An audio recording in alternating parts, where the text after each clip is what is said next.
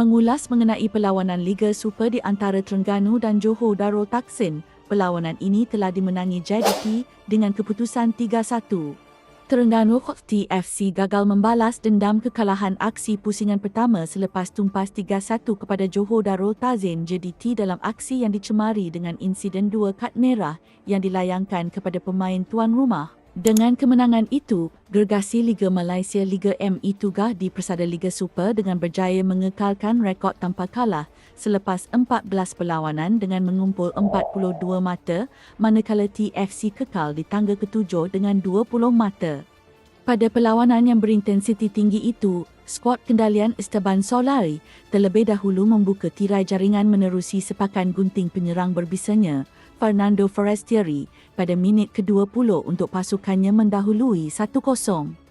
Aksi seimbang disajikan kedua-dua pasukan yang mengamalkan corak permainan menyerang menggamatkan hampir 11,000 penonton yang hadir pada aksi pertama pusingan kedua itu. Usaha berterusan pasukan tuan rumah untuk mencari gol penyamaan akhirnya berhasil apabila sepakan deras Sonny Nerd menerusi sepakan percuma dari jarak kira-kira 20 meter pada minit ke-28 menerjah jaring tanpa sempat ditepis penjaga gol Ahmad Shehan Hazmi Mohamed untuk mengikat kedudukan 1-1. Jaringan yang dilakukan pemain kelahiran Haiti itu adalah bolos kedua buat pasukan Harimau Selatan itu selepas kali pertama ketika menumpaskan Kelantan FC 5-1 pada aksi pusingan pertama yang berlangsung di Stadium Sultan Ibrahim, Iskandar Puteri.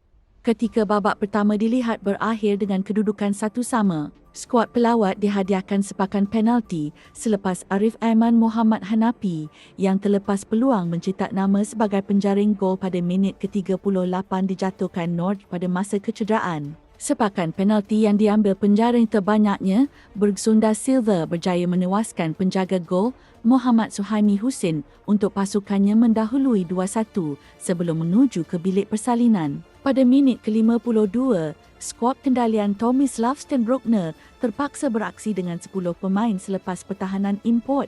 Agzim Riazovic diperintahkan keluar padang selepas mengumpul 2 kad kuning kerana mengasari pemain lawan. Sebaliknya pada minit ke-73, nasib malang terus menimpa tuan rumah apabila penyerangnya, Mahmud dilayangkan kad merah oleh pengadil Muhammad Fusamed Saleh kerana dikesan mengasari Fairoz Baharudin. Pelawat yang mendominasi permainan selepas tuan rumah beraksi dengan 9 pemain mendapat gol ketiga hasil jaringan Endrick Dos Santos pada masa kecederaan untuk pasukannya merakam kemenangan 3-1.